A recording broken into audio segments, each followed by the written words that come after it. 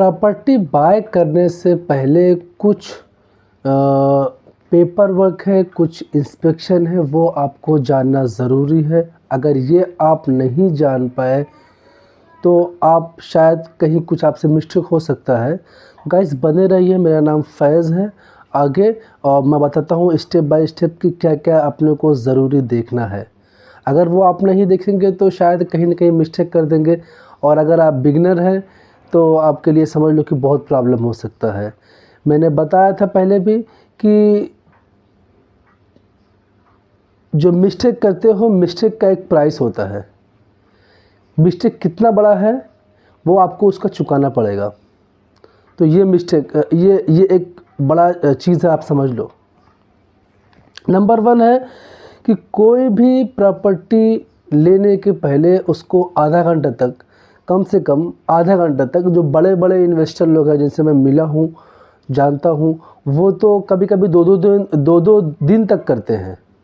लेकिन आप मोटा मोटी आप समझ लो कि आपका प्लान के अनुसार, जैसा आप प्लानिंग किए हो इन्वेस्टिंग करने के लिए, उसके हिसाब से आप जो है उसका एक कैलकुलेशन करो कि ये प्रॉपर्टी का भाव कितना है, ये मार्केट में इतना है कि नहीं है, और इसका रेंट कितना आएगा, इसका लोन कितना मिलेगा, अब मुझे इसमें इन्वेस्टिंग कितना पड़ेगा, इसका क्लोजिंग कॉस्ट कितना है, इसका टैक्स कितना देना पड़ेगा। सारे चीज़ आप डिटेल में जान के रखो।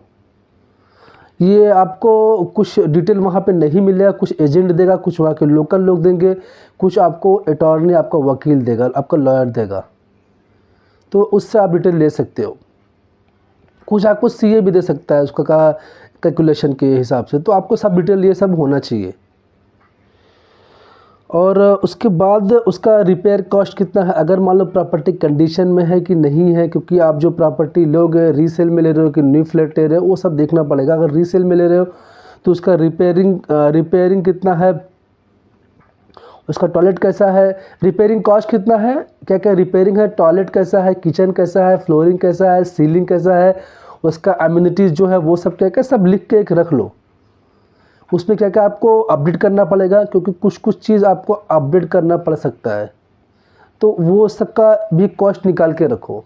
सभी लोग का आपके पास कांटेक्ट होना चाहिए, जितने भी आपके स्किल्ड टीम है, जैसे प्लम्बर हो गए, इलेक्ट्रीशियन हो गए, और पेंटर हो गए, कारपेंटर हो गए, फ्लोरिंग वाले हो गए, इलेक्ट्रीशियन, सबको आपका एक टीम आपको बुला कर सबका एस्टिमेट निकालना पड़ेगा। कुछ आपको डैमेज दिखता है तो आपका नेबर कैसा है वो भी जानना ज़रूरी है आपको, क्योंकि नेबर आपको वहाँ पे प्रॉब्लम कर सकता है। अच्छा नेबर नहीं है तो वो भी आपको जानना पड़ेगा, नहीं तो आप कोई रेंटल छोड़ दिए, वो आपको रोज़ बार बार फ़ोन करके परेशान करेगा। आपको चीज़ देखना है लोन उस पर कोई है कि नहीं है, कोई मॉर्गेज है कि नहीं है, क्योंकि आप अगर लोन कोई एग्जिस्टिंग लोन है आप वो समझ नहीं पाए तो आपको वो तो प्रॉपर्टी बेच के चला जाएगा और आपको पकड़ेगा वो। तो ये चीज़ देखना ज़रूरी है आपको।